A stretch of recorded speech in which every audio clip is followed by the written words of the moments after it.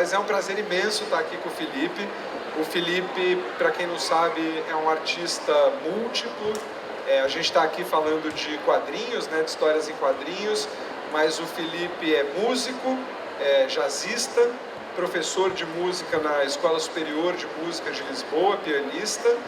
Ele também é diretor de cinema, é um excelente diretor de cinema. Eu recomendo muito os filmes dele, que estão disponíveis naquele canal MUBI.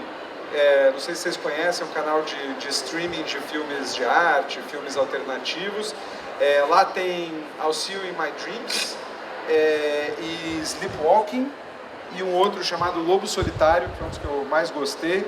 E ele também fez a primeira série de horror de Portugal, certo? O Mundo Catito. Mas a gente está aqui para conversar com ele como roteirista de histórias em quadrinhos, né? Ele publicou primeiro As Aventuras de Dog Mendonça e Pizza Boy. Ele hoje tem uma relação de amor e ódio, que a gente pode falar um pouco. E ficou muito conhecido com uma história em quadrinhos chamada Vampiros, que foi publicada no Brasil pela SESI SP. É um livro também do qual a gente vai falar bastante, um livro extraordinário.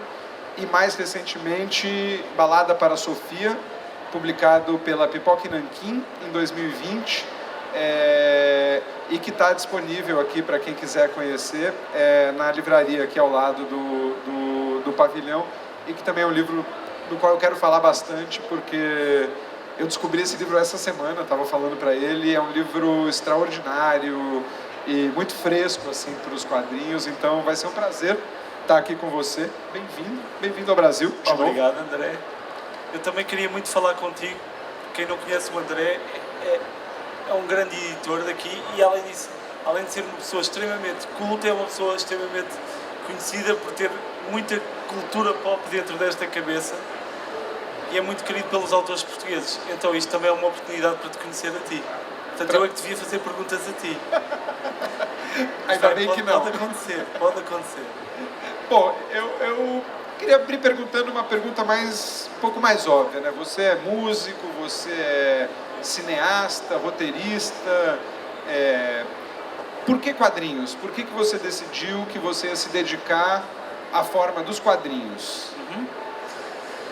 Ora bem, então, a resposta na verdade não é a mais óbvia, que é desde criança que eu adoro quadrinhos. Não, eu tive a relação clássica de qualquer pessoa que começa a ler quadrinhos, que é a Turma da Mónica, que se calhar é óbvia aqui, mas em Portugal era gigante, era maior que a Disney. Então as memórias de infância são ir à praia e comprar a Turma da Mónica.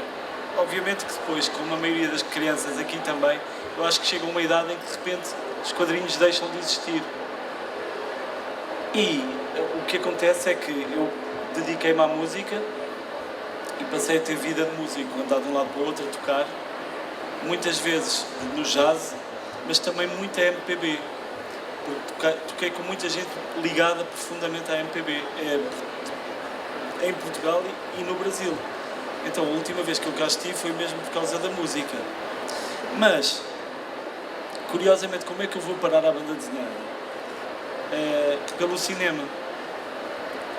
Há aquela velha máxima os quadrinhos são o cinema dos pobres, que é quando uma pessoa não tem dinheiro, quer escrever roteiros de cinema e quer que eles aconteçam, quer que eles cheguem às pessoas, e de repente fazer cinema é preciso tanta gente, que houve uma altura em que eu disse, não, eu tenho estes roteiros e quero continuar a fazer, então vou aprender a fazer quadrinhos.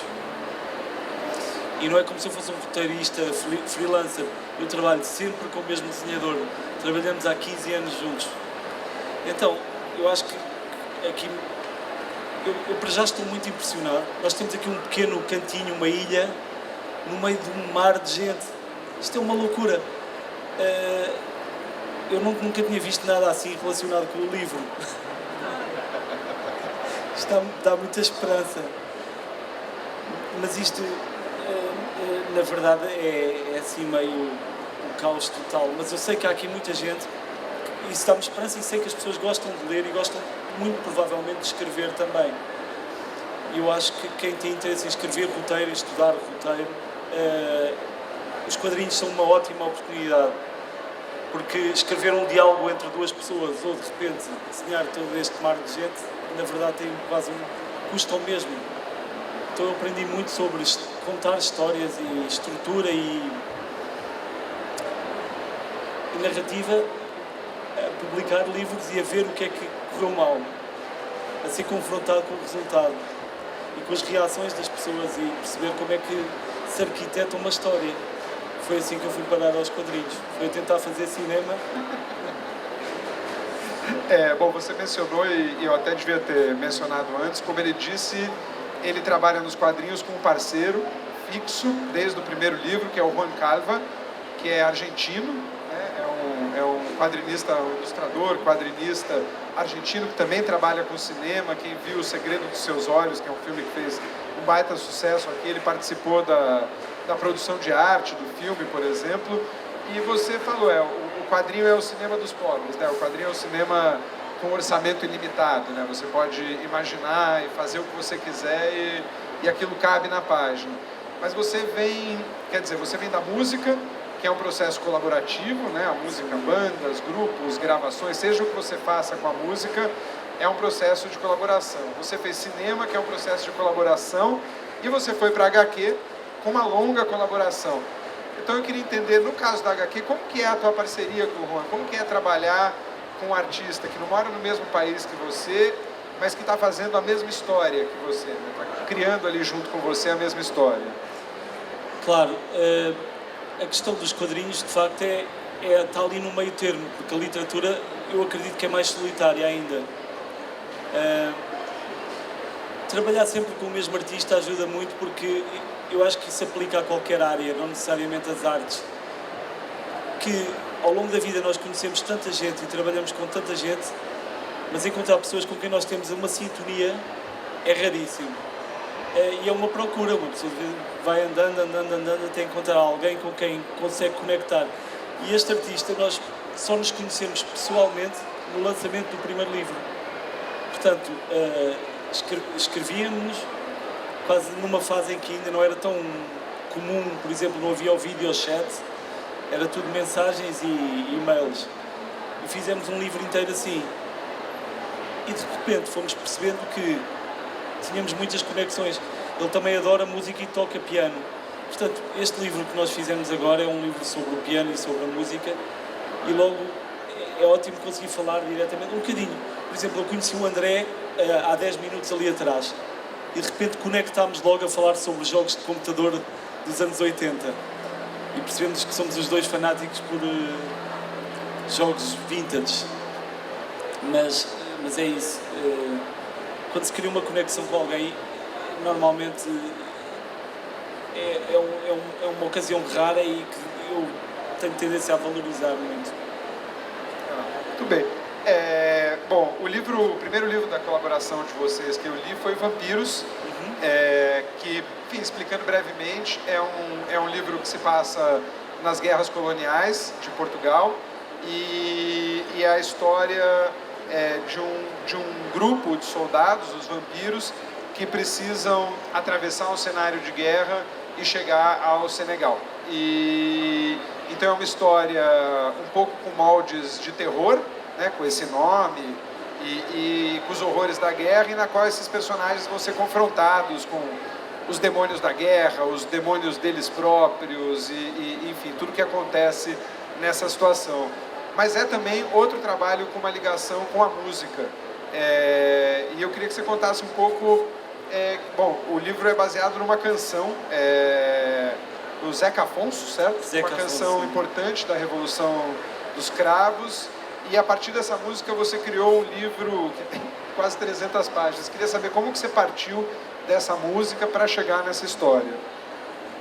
Então vou dar a versão completamente sincera, que é, eu tinha muita vontade de contar uma história que se passasse num só sítio e que fosse relativamente possível de talvez filmar. Como disse, eu penso sempre na possibilidade de filmar. Então estava interessado naquela estrutura um bocadinho do western antigo, quase aqueles filmes tipo Rio Bravo, ou mesmo a Noite dos Mortos-Vivos, como é que se chama aqui? Noite dos Mortos-Vivos. Igual. caso raro. Um caso raro que o título é o mesmo, sim. Então estava interessado naquela coisa de um grupo de pessoas fechada num sítio a lidar com uma ameaça externa. Isto é a premissa de não sei quantos filmes de terror. E então alguém me disse, mas nós temos um contexto histórico tão rico que devia ser qualquer coisa portuguesa. E eu, a dada altura, estou aqui às voltas a pensar no que é que haveria de fazer. E estava a ver um documentário, que aliás foi um documentário grande sobre a guerra em África, que passou na televisão, de um senhor chamado Joaquim Furtado. E estou a fazer zapping, acaba o documentário, mudo e vejo uma música do Zeca Afonso que se chama Os Vampiros, que é uma metáfora sobre a ditadura e as figuras da ditadura em Portugal.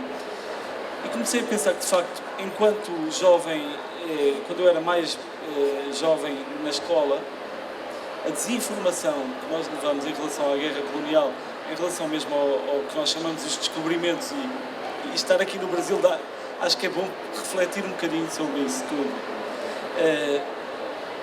Que as coisas nos livros de história vêm muito, muito mal contadas. E a verdade é que eu sabia muito pouco sobre a guerra colonial e, obviamente, que eu, tendo crescido numa altura privilegiada em que não temos nenhum conflito, nem nenhuma ditadura, eu senti-me muito desinformado. E, de repente, aproveitei o pretexto que eu tinha para agarrar num gravadorzinho e fazer um trabalho de pesquisa falando com pessoas que combateram na guerra colonial, porque era uma loucura.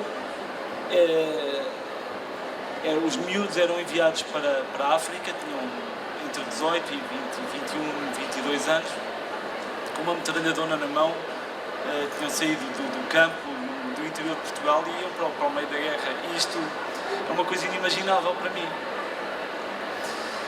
E ainda mais estranho foi ouvir esses relatos em primeira mão. Então, eu aprendi uma coisa muito importante nesse livro, especialmente como nós falávamos, eu vinha de um passado muito de cultura pop, de muita homenagem às coisas da infância, e eu aí percebi que estava a fazer uma história que era uma história de reação imediata do leitor, isto é, a estrutura do terror, na verdade, quando é má, cria uma reação, mas não deixa uma pergunta. E comecei a pensar que, de facto, as grandes obras de ficção normalmente são sobre um assunto, mas na verdade falam sobre outro, não é? E as histórias que me contaram os combatentes da guerra colonial eram 1000 vezes melhores do que qualquer coisa que eu pudesse imaginar em termos de material de relevância histórica e de conteúdo ficcional. Então foi assim uma reescrita tremenda e aprendi muito sobre...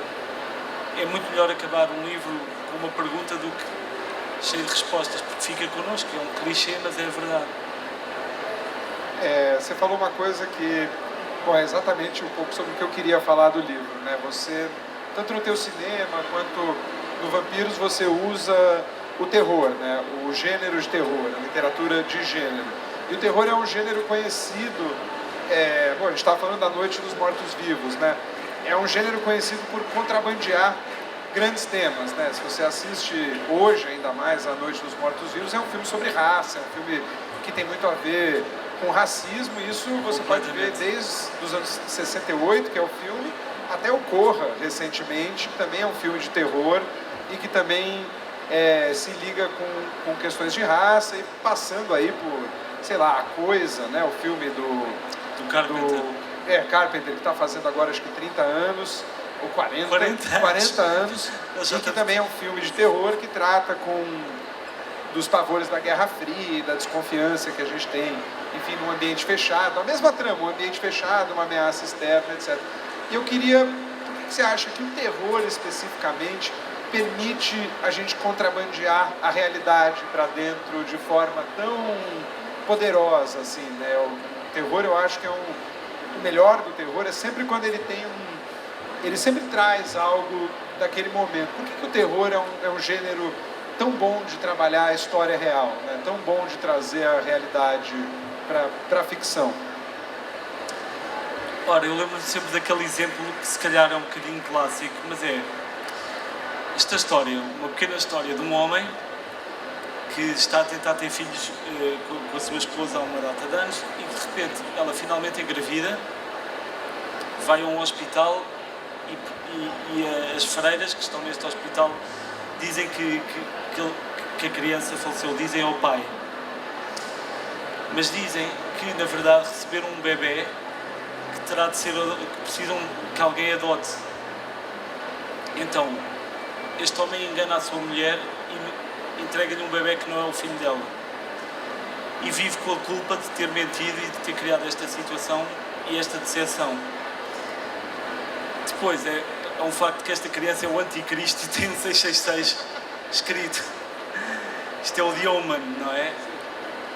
Ou mesmo o Tubarão, que é a história de um tipo que desenvolve uma obsessão tão grande, uma espécie de Moby Dick, que de repente negligencia a sua família e acaba por desleixar tudo aquilo que era a vida dele. Como dizias, eu acho que o terror é uma boa forma de falar sobre assuntos sem os abordar diretamente. E eu acho que isso é que é mágico e é bonito. E acho que os bons filmes de terror têm isso. De uma maneira não óbvia. De uma maneira não óbvia, como tu disseste, A Noite dos Mortos Vivos. Foi um dos primeiros filmes a ter um protagonista negro. E na verdade, agora sem ser aquela coisa de eu falei com muita gente importante, mas eu percebi que o Jorge Romero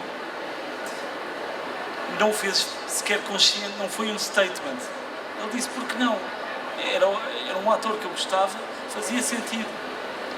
Isso ainda foi mais fascinante. O Jorge Romero fez cinema extremamente político de uma forma natural e quase involuntária, que é o segundo filme do Dawn of the Dead. Há aquela história de dizer aquilo passa-se num centro comercial para que os zumbis representem o consumismo. Ele diz, sim, eu compreendo que isso tenha sido interpretado assim, mas eu filmei num centro comercial porque o meu sogro, o pai da minha ex-mulher, tinha o centro comercial e deixava-me filmar grátis, à noite. Então, consciente ou inconscientemente, estas mensagens políticas acabam por encontrar o seu caminho ali manifestado nos filmes de terror. Eu acho isso mágico e fascinante. E no cinema brasileiro tenho visto muitas coisas nesse sentido muito boas. Não? Bem, vocês têm um exemplo extraordinário agora recente, que é o Bacurau, em que essa mensagem está ultra óbvia, mas vi também um chamado As Boas Maneiras de Lobisomens. Enfim. Não, até puxando esse fio, bom, ele estava mencionando o Jorge Romero, que fez O Despertar dos Mortos, A Noite dos Mortos Vivos, falou antes A Profecia, The Homem aqui é A Profecia. Você teve os seus livros, prefácios, né, textos que antecedem os livros, você teve um livro seu prefaciado pelo Jorge Romero e um livro seu prefaciado pelo John Landis, que são duas lendas do terror. O John Landis muito dos anos 80, né, um cineasta icônico dos anos 80, e o Jorge Romero, uma espécie de inventor do cinema moderno de terror. Como foi para você, que eu sei que é obviamente um fã desses autores, desses cineastas, de repente tê-los falando da tua obra, escrevendo sobre você? Mais uma vez, eu vou responder algo que digo com toda a sinceridade, que é o que está a acontecer aqui agora. Nós estamos aqui, está aqui um grupo de pessoas, algumas que eu conheço, outras que eu não conheço, algumas que acabei de conhecer, como tu, o Igor, que conheci há 2 dias atrás na loja Monster, Ana. Isto para dizer o quê? Que quando nós, de alguma forma, seguimos as nossas paixões, ou o que seja, e produzimos de acordo com as nossas paixões, isso vai nos levar a juntar-nos a uma grandiosa comunidade mundial das pessoas que gostam das mesmas coisas, com as quais temos afinidades literárias, informáticas, ou o que seja. Portanto, eu não acredito que seja uma coincidência que nós nos tenhamos conhecido nestes dias e que estaremos conectados durante... É a mesma coisa contigo, não é? As pessoas dizem, tu vais adorar conhecê-lo. A uma grande escala, eu acho que de repente nós somos atraídos como ímãs para as figuras que de repente nos influenciaram. E depois há esses momentos mágicos que fazem com que uma pessoa volte a ser criança, não é? Ontem graças à Bienal, fomos visitar o Maurício de Sousa. Então é quase como fechar um círculo. Tenho um Horácio assinado pelo Maurício de Sousa. Está uma criança a chorar, sou eu, está aqui um menino a chorar, obrigado. E eu acho que, honestamente, eu podia dizer aqui, foi fantástico conhecê-los e aprendi imenso, tudo isso é verdade, mas eu acho que a coisa mais importante é essa sensação de que estamos todos ligados. E quando alguém cria um objeto qualquer artístico, quer seja no teu caso todos os livros que tu tens editado, tens traduzido, tudo isso vai-te conectar a pessoas que têm os mesmos interesses e a mesma vontade de fazer as coisas. Bom, eu acho incrível o teu trabalho ter sido... Eu teria morrido, porque são... não sei, o trabalho você lê ali uma obra que bebe daquilo e de repente tem a pessoa que criou aquilo falando, não, isso aqui é muito bom, eu acho muito... mas eu posso contar uma história curtinha, mas eu acho que é boa. Então, o que aconteceu foi que ele escreveu o prefácio do livro e eu disse, não, eu vou-lhe oferecer uma garrafa de vinho do Porto e ele estava a ser homenageado no festival em Estrasburgo. Portanto, eu digo, eu vou-lhe oferecer uma garrafa de vinho do Porto, agarrem 2 amigos, compramos um voo low cost, viajamos de um dia para o outro, eu vou ao hotel e digo, gostaria, porque escrevi um mail a dizer que ia lá entregar uma garrafa de vinho do Porto, ele disse, estamos no hotel tal, nós vamos ter contigo. Então, deixo lá a garrafa, mas entretanto ele diz, nós vamos descer. Desceu ele e a mulher dele, que é encantadora e também me contou histórias incríveis, mas isto para dizer que nos convidam para jantar. Então, jantar normalíssimo, e estamos assim a falar com o Jorge Romero, o inventor dos zombies. E às tantas, no final do jantar, eu tenho um momento assim muito emocionante em que lhe digo, me percebo ao longo do jantar que ele não faz ideia da influência que teve na cultura popular. Que é, ele sabe, mas não... parece que não tinha consciência, que era como falar com o Bram Stoker, com a Mary Shelley e tal, um inventor dos grandes monstros modernos. Então de repente, eu começo a chorar, a mulher dele começa a chorar porque eu tenho um discurso a dizer, eu estou aqui só a representar o mundo inteiro a agradecer, estás a ver? Mas, porquê? No final do jantar, ele mete os óculos, eu vejo aqueles óculos grandes do Jorge Romero e eu digo, é como o super-homem a meter a capa ou o que seja, vejo a figura e aí é que eu percebi que era, já, aquilo não é uma pessoa, é uma entidade, não é? Pronto, é só isso, de vez em quando uma pessoa tem a possibilidade de conhecer assim estas pessoas que já não são pessoas, são, para mim, conhecer o Maurício de Sousa é igual a conhecer o António Carlos Jobim ou conhecer, sei lá, todas estas pessoas que marcaram tanto a minha infância e a minha... Enfim.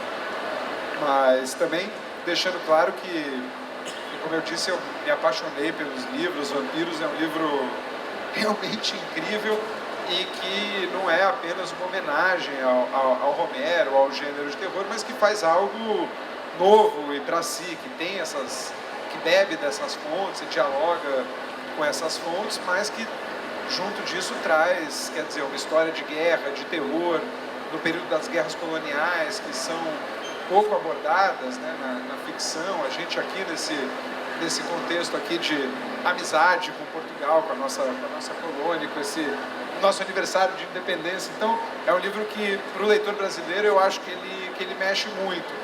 E uma última pergunta sobre o livro, para a gente poder depois entrar no teu livro mais recente, que é um livro que, evidentemente, você fez muita pesquisa, você falou que conversou com combatentes, foi atrás, os entrevistou, leu para burro, mas é um livro no qual a pesquisa não aparece.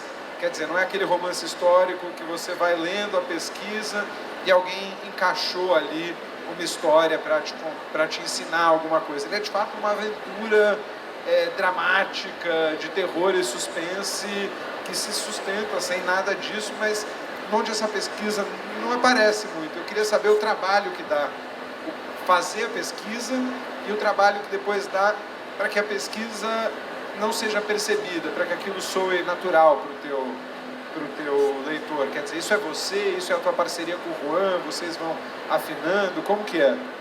Epá, este senhor faz perguntas. Sim, senhor. Isto é sempre um prazer.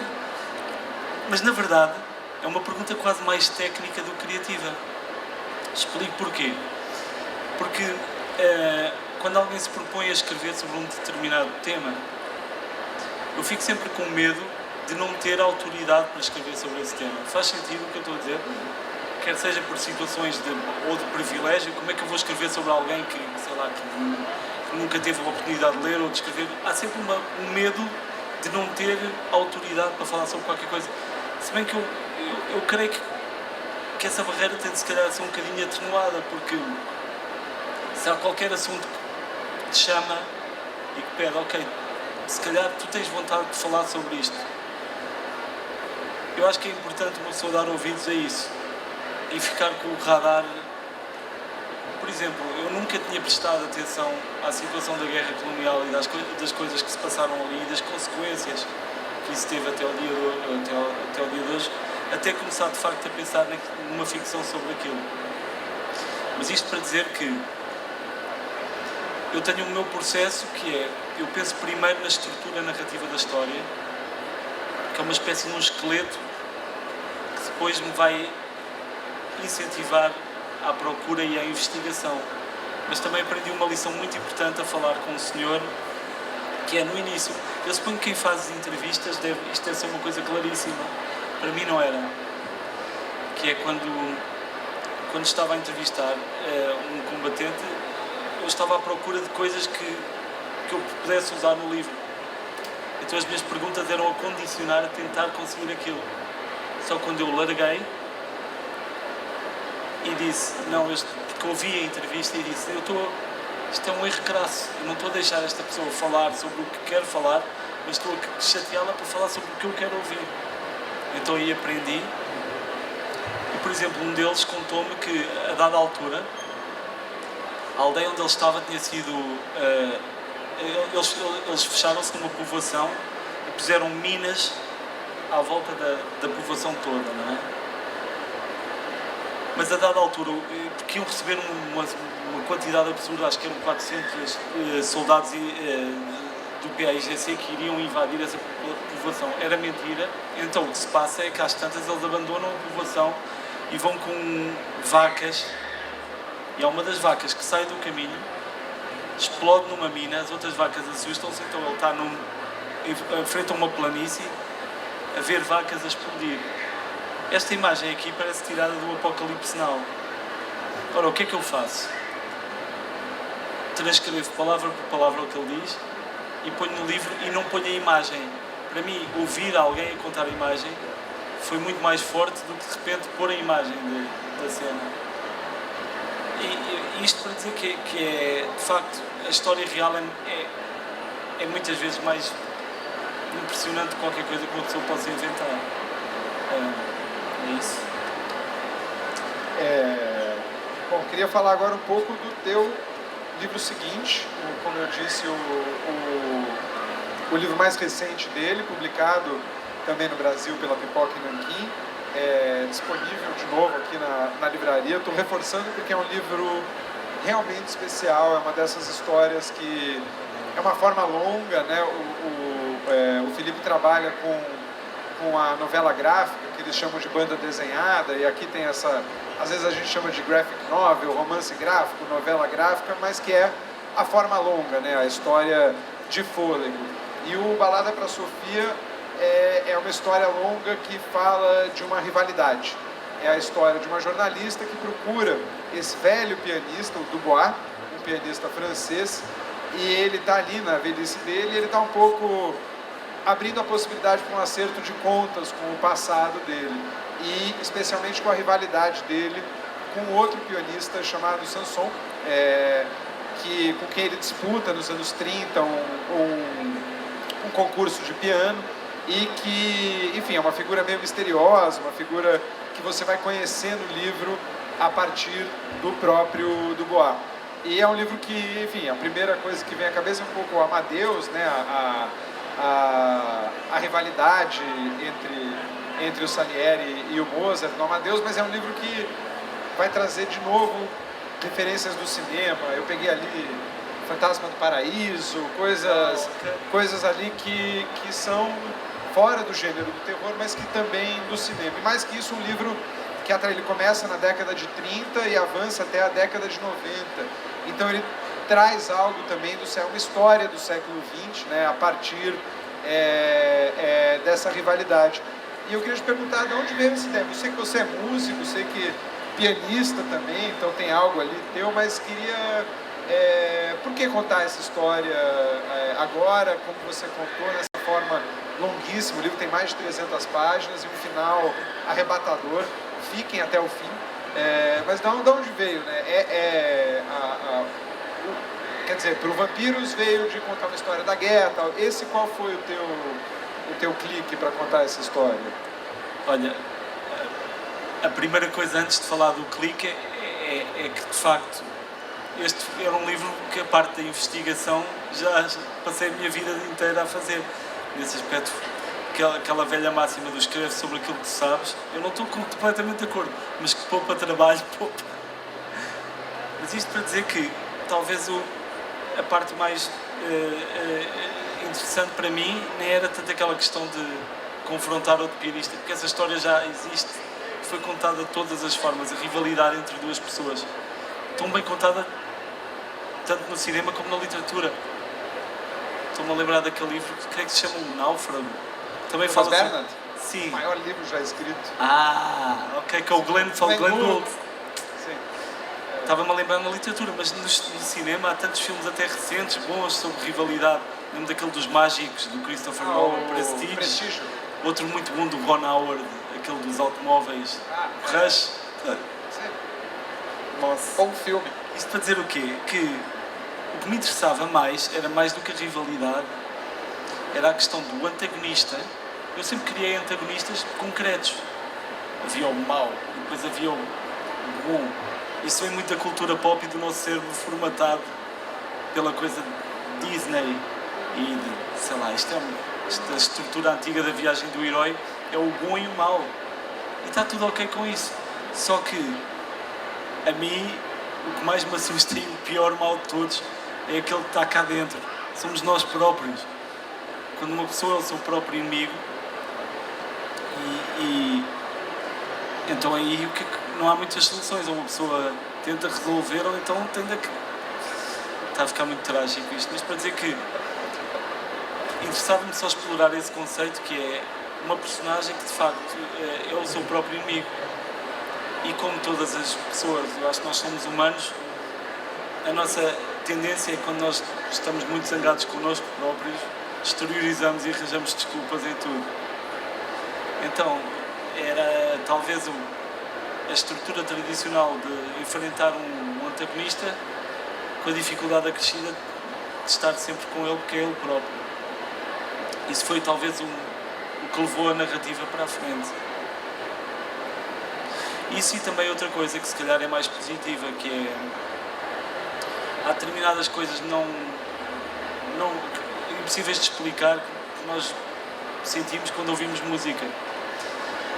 E no cinema nós temos a capacidade de juntar a imagem com a música, e talvez por isso seja talvez o que mais me apaixona até enquanto forma de expressão. Mas escrever um quadrinho sobre música de alguma forma foi um desafio de tentar fazer com que se exprimisse naquele meio a sensação que se tem a ouvir música. É incrível como uma música consegue condicionar o estado de espírito de uma pessoa, não é? Eu vinha... Isto é muito... Se calhar já estão fartos de ouvir isto e ouviram em todas as mesas. Mas eu adormeci hoje ao pequeno almoço. E então... eu sou muito bem tratado. Eu estou a ser tratado com muito amor aqui na Bienal, e arranjaram um carro para eu vir até aqui. E estava a passar aquela rádio que se chama Nova, Rádio Nova, não é? E eu estava, a esta hora estão a passar samba a tarde inteira. Eu estava a ouvir aquilo e a pensar, é claro que aquela música, apesar do samba é mais do Rio, não é? Mas de repente associar o som à paisagem, que é um imaginário diferente para nós, não é? Tal como se será com o Brasil, com o fado, ver a imagem da cidade de Lisboa com o fado e perceber que aquela música só podia ter vindo daquele sítio, daquele país. Isto para dizer que a música é, de facto, uma combinação de 12 notas, pelo menos no caso aqui da nossa música mais ocidental. São 12 notas e a combinação que se faz com essas 12 notas representa muitas vezes a cultura de um país, tal como nós ouvimos o jazz de Nova Iorque e sabemos que só podia ter nascido ali. Isso é fascinante e, de alguma maneira, o livro trata sobre aquele período da música que é quase... sai-se do romantismo e passa-se ali à parte mais impressionista do Ravel, do Debussy, mas mesmo o Chopin. Aquilo é tudo... O livro, apesar da música ser francesa e ser aquela coisa meio, impressionista, a grande influência narrativa, estou a falar pelos cotovelos, mas é porque estou a pensar também, que é, apesar da música e do ambiente ser francês, uma coisa que eu queria transmitir é aquela coisa que se fazia nos anos 80 e 70 também, que é o cinema italiano dos anos 70 e 80, que não tinha medo de repente ir mesmo aqui ao coração. Os italianos não têm medo de exprimir as emoções mesmo. Por exemplo, os nórdicos são muito mais frios, não é? Eu não estou a sentir nada, é tudo assim pequenino, mas sentem muita coisa, mas é tudo. Os italianos não. E não é à toa que uma pessoa viu o Cinema Paraíso, viu o Era Uma Vez na América, e aquilo é mesmo... É aquela linha ténue em que podia ser horrível e muito piroso. A palavra piroso tens aqui? Piroso é... Brega, cafona, melodramático. É aquele equilíbrio ténue em que de repente é uma coisa brilhante. O Ennio Morricone, o compositor, consegue fazer isso da melhor forma, que é a música que de repente ficas. Isto pode ser muito brega? Não. É muito difícil. E era uma tentativa, eu queria deixar essa sensação. Não ter medo de, se aquilo me leva para ali, eu quero ir para ali. É um pouco quando toca Beatles no Era Uma Vez na América, que você fala, vai tocar, vai cafonar, mas ele segura. E ainda por cima não é Beatles normal, é uma versão de elevador, de ascensor, não é? Meio pianinho, mas... Bom, você falou, queria puxar um pouco, você falou de música, você tocou no Thomas Bernhard, né? O Thomas Bernhard escreveu esse livro Náufrago, que é um livro extraordinário sobre um pianista que está caminhando por um corredor, e um pianista ficcional, e ele ouve o Glenn Gould, que é um dos grandes pianistas de todos os tempos, tocando. E ele ouve o Glenn Gould tocando 2, 3 notas, e ele fala, jamais chegarei nele, e ter ouvido essas notas, daqui a 20 anos mais ou menos, isso vai causar o meu suicídio, porque a minha vida inteira vai ser perseguir isso e nunca alcançar essa maestria, né? Aliás, de novo a propaganda, Bernhard tem outro livro estupendo chamado Derrubar Árvores, que a gente acabou de republicar na Todavia, está lá disponível no estande da Todavia, nova tradução, fino. É um dos meus escritores favoritos de todos os tempos. Mas deixa eu fazer uma pergunta meio pessoal. Você é do cinema, da música, dos quadrinhos, ou seja, gêneros dos quais a gente está sempre nos ombros dos gigantes, né? Na música, no cinema, no quadrinho, a gente tem sempre esses nomes, Romero, o que seja que emociona você. Como que para quem não é artista, você se colocar como o cara que está ali no corredorzinho do Bernhard, vendo alguém tocar, o Glenn Gould tocando e falando, talvez eu não chegue ali, mas então, para onde que eu vou? Eu queria entender um pouco, porque você trabalha em ramos que tem figuras muito geniais. Isso é uma pergunta também incrível, porque é algo que eu penso muitas vezes, né? Que é... A resposta é tão simples e tão óbvia, mas ao mesmo tempo eu acho que se demora muito tempo até não dizer isto sem de facto sentir que é. Eu acho que a única maneira é não pensar nisso. E se calhar também este livro é um bocadinho uma reflexão sobre isso, que é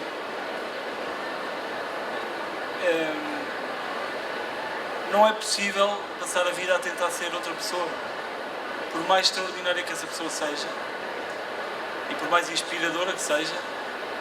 Uma vida a tentar copiar outra pessoa é uma vida de frustração e de angústia. Uma vida ofuscada pelo gênio de outra pessoa é se calhar uma obra criativa desperdiçada. E talvez a questão que eu tenho desde muito novo é de estar exposto a coisas muito boas. É uma sorte, mas ao mesmo tempo uma procura. Mas eu suponho que se... Eu tenho muito isso ainda, é natural que uma pessoa pense. Nada do que eu faça, ou nenhuma música que eu faça, ou um livro que eu faça, será tão bom como os livros que me inspiraram a mim. Mas também com o tempo percebi que é muito maior a angústia de saber que se calhar daqui a uns valentes anos eu pensarei em todas aquelas ideias que se calhar eu gostava de ter concretizado e não concretizei por medo. O medo é o maior inimigo da criatividade. E de facto estar exposto a coisas tão boas e tão bonitas e tão inspiradoras pode gerar um combate contra o medo. Acho que essa é uma... Alô, vocês estão ouvindo?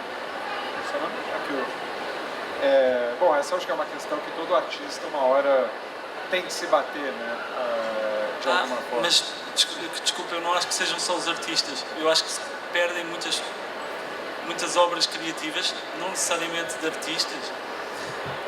Olha, utilizo uma frase do Saramago, a fazer citações.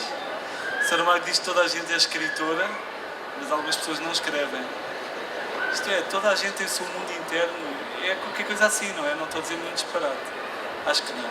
Mas ele diz que toda a gente é um escritor, só que algumas pessoas optam por não escrever. Eu acho que toda a gente tem o seu mundo interno, toda a gente tem as suas questões e a sua vontade de exprimir de alguma forma. Eu acho que esse medo muitas vezes faz com que as pessoas não o façam. Portanto, perdemos muitos artistas, quer sejam profissionais, quer sejam só autores esporádicos, por causa disso, de medo de não estar à altura, que é absurdo, porque as pessoas que fizeram esta coisa seguramente também teriam os seus heróis, não é? Isso lembra um pouco, já que a gente está falando de quadrinhos, o Fábio Mu e o Gabriel Bá, não sei se vocês conhecem, autores de Day Tripper, adaptação dos Dois Irmãos. Você pergunta para o Fábio, eu quero aprender a desenhar, o que eu faço? Ele fala, vou nascer de novo, porque todo mundo desenha quando é criança, toda criança desenha, e o desenhista, o quadrinista é só aquela pessoa que não para de desenhar, né? Que no momento que a criança larga o lápis ou vai fazer outra coisa, o desenhista é aquele moleque que continuou, aquela menina que continuou e insistiu naquilo, e aquilo vai dar depois Claro, isso é uma boa reflexão, porque hoje em dia não, sempre se valorizou muito a questão de talento. A questão de talento é muito secundária comparada com a perseverança. Isto não é conversa motivadora, eu acho que é mesmo verdade. A quantidade de pessoas talentosas que eu via desistir e a quantidade de pessoas que eu disse, este talento não há muito, mas o trabalho compensou. Eu acredito genuinamente nisso. Acho que o talento é importante, mas vai ser sempre vencido pelo trabalho. Pela vontade, mais do que o trabalho é a vontade. É uma pessoa que queira desenhar bem, vai ficar focada e vai desenhar. O Lourenço Mutarelli também diz isso, né? Tu nunca vai desenhar bem, você vai desenhar dentro da tua limitação, e o teu trabalho como desenhista é entender a tua limitação e explorar ela ao máximo, e isso um dia vira o teu estilo, né? Ele já falou, não, eu te dou aula de desenhar, eu não sei desenhar. Eu falei, não, você sabe, a gente vai entender até onde você vai, e você vai aprender a trabalhar ali dentro daquilo e vai conseguir contar uma história, narrar e coisa e tal. Eu vou fazer mais algumas perguntas para ele e depois eu vou abrir, e aí a gente não, sem aquele momento, perguntas, e ficam todos em silêncio, então vamos já pensando em perguntas para quando abrir para perguntas, vocês fazerem perguntas. Agradeço muito como mediador, mas uma pergunta um pouco óbvia, se você transita por vários gêneros e meios, que gênero que você gostaria de trabalhar? Tem algum gênero que você gostaria de trabalhar? Comédia, ou escrever um musical, seja no cinema, na música, no quadrinho, tem algum gênero que você gostaria de trabalhar? Deixa eu pensar. Não especialmente. O que eu tenho estado a perceber é que cada dia mais, eu comecei com histórias assim, vindas do cinema dos anos 80, que eram histórias assim, aventuras, não sei o quê. Cada dia mais gosto de histórias pequeninas. Histórias em que não se passa grande coisa. E, na verdade, é esse o tipo de histórias que me fascina. Eu estava a pensar que hoje em dia, quando eu vejo um livro de quadrinhos, vi agora aquele que ganhou Angoulême, comprei agora, como é que se chama? É o Quintanilha. Quintanilha, Marcelo Quintanilha. É o próximo que eu tenho para ler, portanto eu já não vou à procura de super-heróis, nem nada. E outro, tu falaste no Mutarelli, eu adoro o trabalho dele, que também conheci aqui aquele, como é que se chama? Diomedes, desculpa, Diomedes. Adorei esse livro, incrível. Mas isto para dizer que procuro muito mais histórias pequeninas, fascinam-me mais, gostava de contar uma história daquelas em que não tem de se passar grande coisa. É muito difícil porque a vida é um bocado assim, não é? Eu tenho sempre medo que seja aborrecido. Mas, enfim, não sei. E o que você está fazendo agora? Qual é o seu próximo projeto? Ok. Então posso também dizer uma coisa que se calhar também não é óbvio. Que eu agora devia dizer, estou a escrever um livro de 750 mil páginas. Não. O que se passou foi, eu tenho estado a trabalhar continuamente há cerca de 6 ou 7 anos, sempre a escrever música para não sei quem, a trabalhar num texto para não sei quê, sempre a trabalhar. E eu tenho reparado que há uma pressão constante para estar a produzir e estar a trabalhar. Eu organizei-me, estruturei a minha vida para poder parar durante 2 meses em que alguém me perguntava o que é que tu estás a fazer e eu pudesse dizer, não estou a fazer nada. Ou como dizemos em Portugal, a ponta de um corno.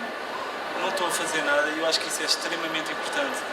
Eu antes de vir aqui, para a Bienal, estive cerca de 3 ou 4 dias em que não vi um único ser humano, só vi gatos.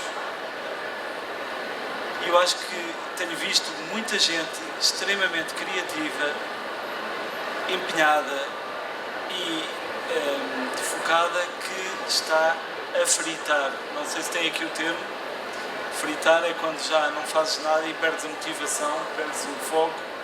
Portanto, respondendo à tua pergunta, não estou a fazer nada, zero.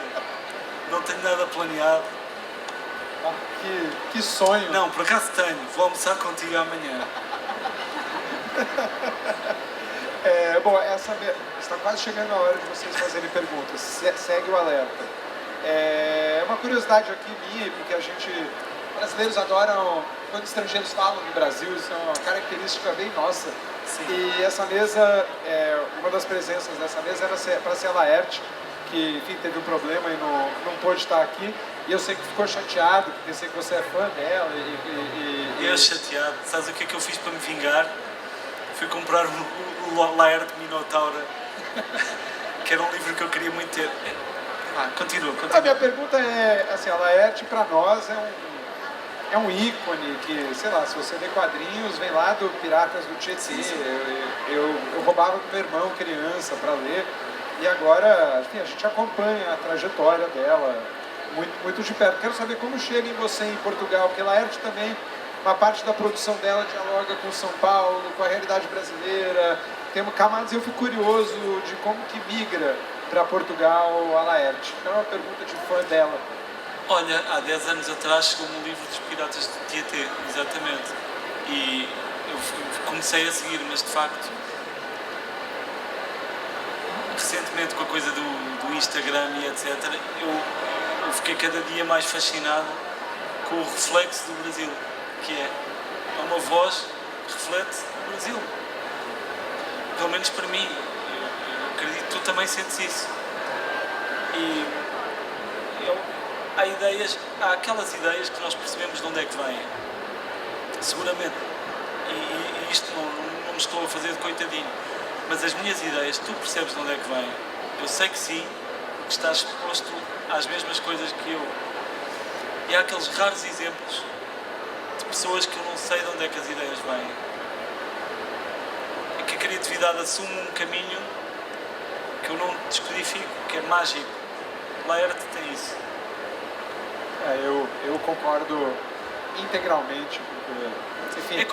É como aqueles génios na música, até, sei lá, há tantas pessoas que me estou a lembrar que têm algo, têm uma luz. Lembro muitos exemplos na música também, na música brasileira. Porquê que eu ouço a Gal Costa e de repente ouço a voz do Brasil? Parece que é o país a cantar. É incrível. Há determinadas pessoas que têm algo inexplicável e a Laerte tem isso. E portanto, se chateado nunca será uma coisa que eu estarei. É mesmo uma cabeça extraordinária. E eu tenho a certeza que nos vamos cruzar um bocado por aquilo que estávamos a falar. A vida vai nos cruzar num momento. Quis encerrar aqui as perguntas trazendo ela um pouco para a mesa, porque também gostaria que ela estivesse aqui, porque acho que ela ia ter adorado o papo. Mas queria te agradecer muito aqui por ter vindo e pela disponibilidade e generosidade aí na conversa. E agora aguardo os nossos espectadores fazerem perguntas aqui para o Felipe. Eu fiquei fascinada, sabe, de escutar a sua história e saber que você realmente é um grande artista completo. E eu me senti, por um momento, eu falei, poxa, eu tô pequena, mas depois eu entendi que não. Você aceita o meu livro? Ah, se eu aceito? Com certeza. Exatamente, porque você falou assim que... Espero que eu não estou a ouvi-la. Segura assim no microfone. Aqui, aí melhorou. Viu? É que você me encorajou, porque você falou, não existe, né, alguém que saiba mais ou, né, o que seja menor. Enfim, me encorajou a oferecer o meu símbolo, né, simbólico livro para você. Está aceito e agradeço muito e prometo que vou lê-lo. E eu vou comprar o seu. Tá, mas eu quero uma foto contigo Tá. o livro agora, Todas. por favor. Aliás, quem for comprar o livro, o Felipe pode autografar ali depois. Eu vou pegar a o gente seu em seguida. Fica um pouco aqui. E... Quem mais?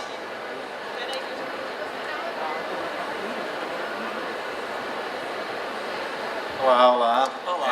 Felipe, o que eu iria te perguntar, e uma dúvida assim que tanto eu quanto o Igor somos os artistas que ele... Tu és o Eu sou roteirista que roteirista, trabalhas. isso. E um dilema que tanto a gente quanto outros artistas normalmente sofrem é quando saber que a história está terminada. Você começa um livro já sabendo o final, ou o final é uma descoberta? O final é aquela porta entreaberta que você tenta desvendar, ou você deixa o final como um caminho mesmo que pode deixar em aberto. Como você sabe que a história terminou? Existe um feeling, um clique? Ok, é uma boa pergunta e posso dizer, gostava de ter uma resposta mais concreta.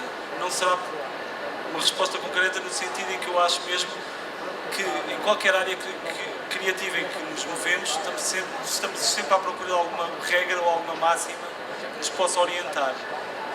Aqui não há uma resposta, pelo menos assim, que eu possa defender, porque percebi que há casos diferentes. E percebi isso porque eu tenho uma maneira de ver as coisas que é, inicialmente tinha estruturado a história toda. Não necessariamente estruturada naquele sentido técnico de fazer uma escaleta ou um resumo, mas sabia como é que acabava. Depois, ao longo da vida e conversando com pessoas que fazem o mesmo que nós, fui percebendo que muitas das coisas que nós temos como incríveis não estavam planeadas no início do processo. Lembro-me de ter conversado com vários roteiristas que não têm o final quando começam a escrever, porque eles próprios querem ver onde é que as personagens os vão levar. Há uma coisa que é certa, é que qualquer uma das maneiras está correta. Depende do tipo de história, depende também do momento da vida em que tu estás. Eu acho que muitas das respostas encontras no processo daquele dia em que deixa de ser uma ideia e passa a ser algo. A parte mais difícil, eu acho que isso estamos de acordo, que é quando tu tens uma ideia abstrata do que será, mas para mim a parte mais difícil é sentar-te ao computador e saberes que aquilo vai se transformar em algo concreto, que se calhar pode não estar à altura da ideia perfeita que uma pessoa tinha. Eu acho que nesse processo de andar a escrever e reescrever e a dar voltas, a mostrar a alguém que de repente diz isto não está perceptível, surgem muitas das soluções. E depois fecha o teu dia, fechas o computador, vais dormir, estás naquele estado meio acordado, e surge-te uma ideia, caraças, isto dava um bom final. Ou isto aqui se calhar dá uma nova perspectiva à personagem. Eu acho que é esse o processo. O meu processo também não é fixo.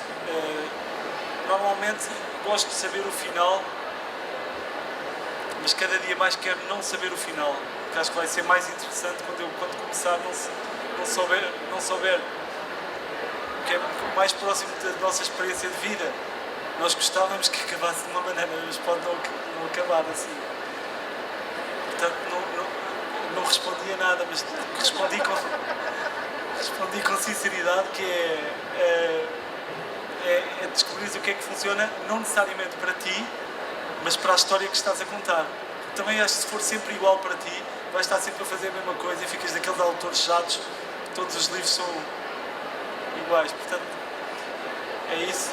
Se descobrires alguma dica, venha daí também. A gente tem tempo para mais uma pergunta. Se vocês não quiserem, eu vou fazer. Então aproveitem. Mãos? Não?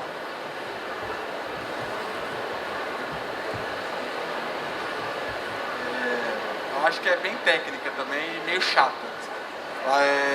Qual foi o maior obstáculo criativo que você já enfrentou escrevendo qualquer roteiro? O maior obstáculo criativo é não saber se a ideia original é boa. Isto é, nós quando começamos um trabalho criativo, e tu sabes isso, vocês têm um livro grande a sair também pela Pipoca e Nanquim, diz o dente de leite, depois comprem. Que ele só por causa disto tem de dar uma pequena percentagem. Mas isto para dizer que quando nós vamos fazer um livro, vamos passar imenso tempo com ele, não é? Este livro, A Balada para Sofia, a primeira ideia que eu tive foi em 2016. Portanto, são muitos anos.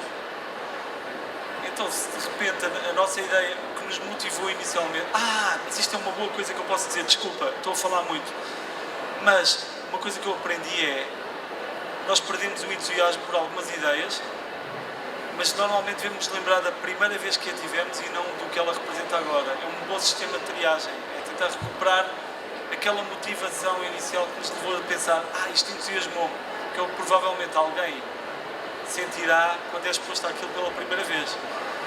Mas, para dizer que essa fase em que temos uma ideia que não sabemos se é boa ou não e temos de ir para o computador temos de escrever. Essa é a parte mais difícil.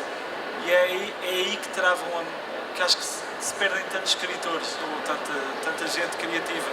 É na fase em que deixa de ser uma ideia que na nossa cabeça é sempre impecável e perfeita e podia dar um grande livro e de repente somos confrontados com o que aquilo é. É essa a parte mais difícil. Bom, infelizmente chegou aqui ao fim a nossa mesa. Queria agradecer muito ao Felipe pela generosidade, pela presença e sobretudo aos leitores que fazem essa feira dar um pouco de esperança de novo no Brasil. Obrigado a todos e a todas. E lembrando que agora o Felipe vai estar aqui do lado. Quem quiser comprar o Balada para Sophie, que eu recomendo frontalmente, porque é um livro realmente extraordinário. Então aproveitem. É só hoje. Muito obrigado, André. Obrigado a todos. Até já. Obrigado.